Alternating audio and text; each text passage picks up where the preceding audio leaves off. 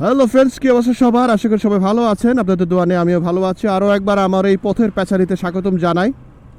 এখন আমি যাচ্ছি বাইকটার টুকিটাকি কিছু কাজ করানোর জন্যে। তার মধ্যে একটা হলো আমার ইঞ্জিন অয়েল চেঞ্জ করতে হবে। তারপরে আমার এই টোটাল চেইন স্পকেটটাকে একটু চেক দিব। এখন পর্যন্ত আমি স্টক যে চেইন এবং স্পকেট এইটা দিয়ে বাইক রাইড করছি।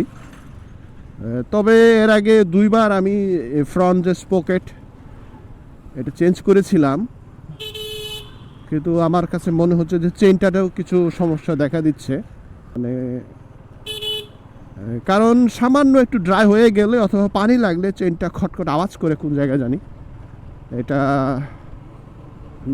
লুপ দিয়ে ভালো করে না ভেজালে এই আওয়াজটা যায় না। এর জন্য মনে হচ্ছে যে চেইনটা সমস্যা করতেছে।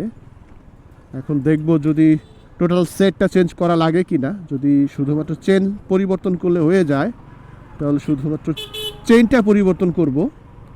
আর যদি টোটাল সেটটা পরিবর্তন করতে হয় হয়তো টোটাল সেটটাই পরিবর্তন করার প্রয়োজন হবে। তারপরে হলো আমার এই বাইকের যে বল রেসারটা মনে হয় আবার চলে গেছে, কারণ ইজিতে এই ইয়াটা হ্যান্ডেল করা যাচ্ছে না।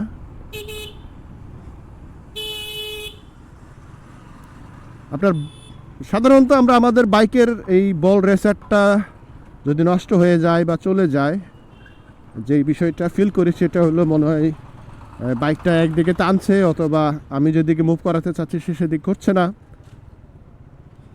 একটু টাইট টাইট মনে হবে।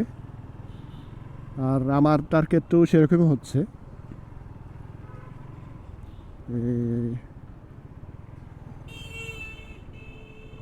আজকে যদি আমার বাইকের বল রেসারটা ঠিক করি বা চেঞ্জ করি, এটা হবে সেকেন্ড টাইম। মানে প্রথমবার তো স্টক দিয়ে চালাইছি, মাঝখানে একবার আমি বল রেসারটা চেঞ্জ করেছিলাম। না না, বল রেসার চেঞ্জ করি না, এটাই ফার্স্ট টাইম হবে। বল রেসার একটু টাইট দিয়েছিলাম মনে হয়, একটু লুজ হয়ে গিয়েছিল। এটা হবে ফার্স্ট টাইম। আর এর মধ্যে আমি 26,000 প্লাস বাইক রাইড করেছি এই স্টক যে বল রেসার, স্টক যে চেঞ্জ স্পকেট সেট এটা দিয়ে। সুতরাং মনে হয় চেঞ্জ করার প্রয়োজন হয়ে পড়েছে। আমরা যারা রিক্সার রাইড করি আমরা জানি।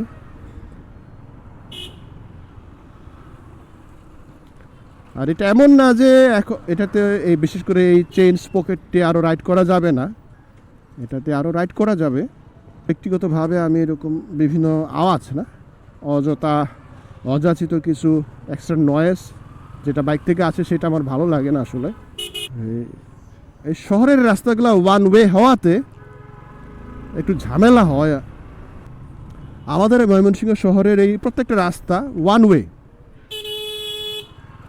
মাঝখানে কোনো ডিভাইডার নাই, যে কারণে এই জ্যামটা হয়। কারণ যখন যেদিকটা পারে ঢুকাইয়া দেয়, শৃঙ্খলা নাই।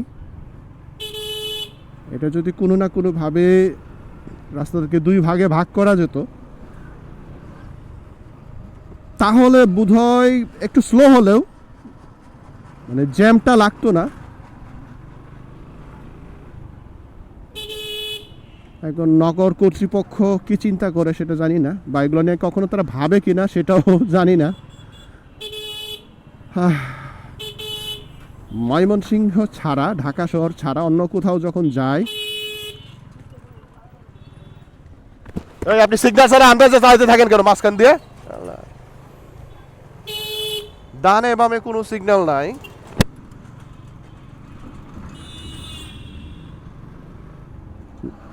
মানে এই ধরনের সমস্যা নিয়ে আমরা চলতেছি, করার কিছু নাই। আমার বাইকের কি বলে কার্বুরেটর একটু ওয়াশ করাতে হবে। এরপরে বাইকের কার্বুরেটরটাও একটু ওয়াশ করাতে হবে, কারণ আমাদের ফুয়েলের মানগুলো খুব একটা ভালো না।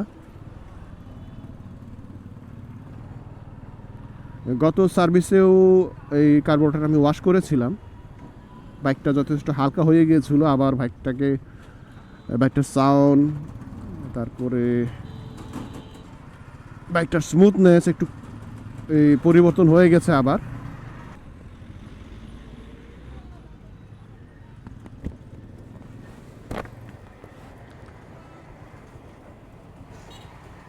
নিয়ে আসি মোবিল ওই ইঞ্জিন অয়েল নিয়ে আসি কে ওই এসে হবে না ওইদিকে শোরুম থেকে আচ্ছা আচ্ছা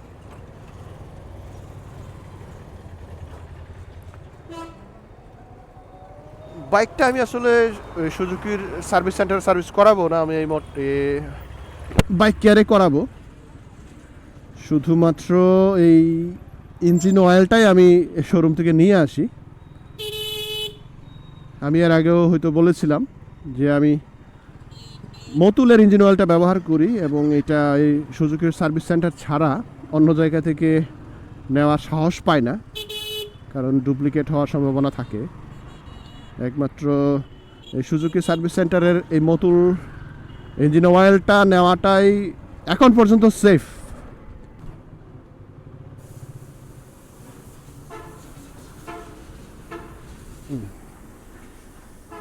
ক্যামেরাটা বন্ধ করি কারণ ভিতরে আসলে তারা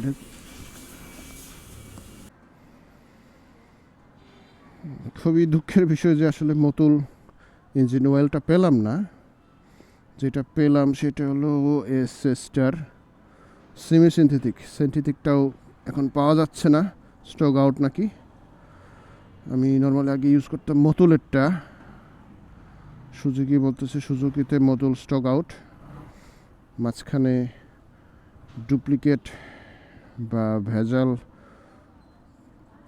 ইসের একটা কমপ্লেন ছিল গ্রাহকের কাছ থেকে, যেটার কারণে মতুল সেটাকে বাদ দিয়ে দিয়েছে, যেটার কারণে সুজুকি এই মতুলটা আপাতত বাদ দিছে। তাদের নিজস্ব যেটা সেটাকেই তারা প্রমোট করার চেষ্টা করছে, এটা সত্য মিথ্যা জানি না।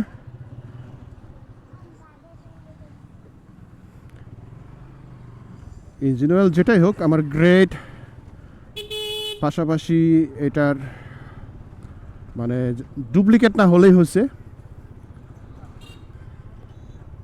আমাদের শরীরের রক্ত যেমন দূষিত হলে আমাদের শরীর ভালো চলে না, আমাদের ইঞ্জিন অয়েলটাও যদি ভেজাল হয় তাহলে ইঞ্জিন পুরাটাই নষ্ট করে ফেলার জন্যে যথেষ্ট। আর তাই আসলে অন্য কোম্পানির হলেও বা অন্য ব্র্যান্ডের হলেও আমাকে এই ইঞ্জিন অয়েলটা নিয়ে আসতে হলো বাইরে থেকে। আসলে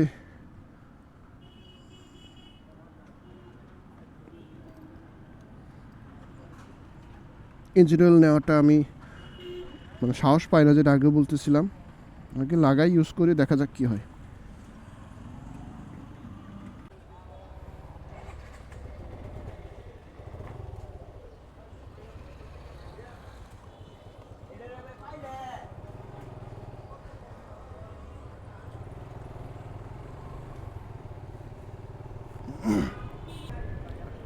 কাজটা শেষ আমার, অর্থাৎ ইঞ্জিন অয়েলটা চেঞ্জ করলাম, বল রেসার চেঞ্জ করলাম, চেঞ্জ পকেট চেঞ্জ করব ভাবছিলাম, প্রয়োজন পড়ে নাই।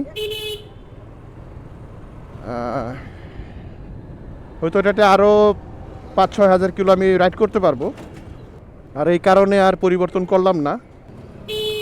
এই বাইকটার পিছনে এতগুলো টাকা আমি খরচ করতে চাচ্ছি না।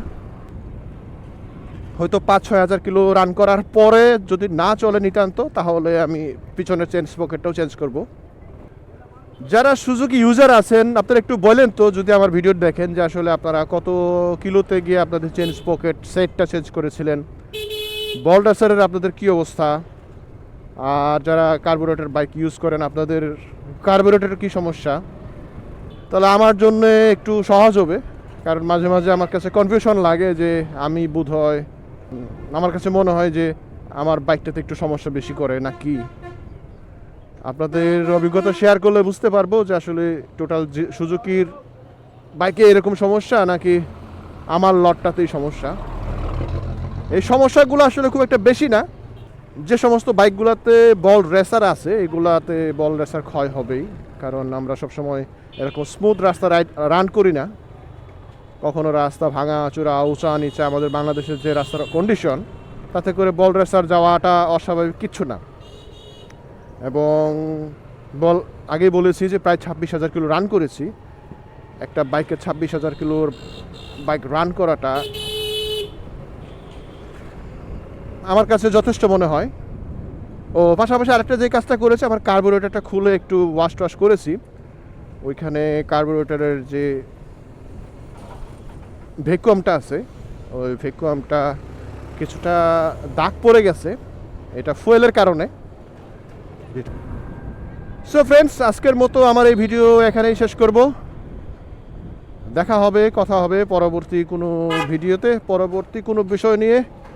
সে পর্যন্ত ভালো থাকবেন, সুস্থ থাকবেন, নিরাপদে থাকবেন, আর অবশ্যই সার্টিফাইড হেলমেট পরে বাইক রাইড করবেন।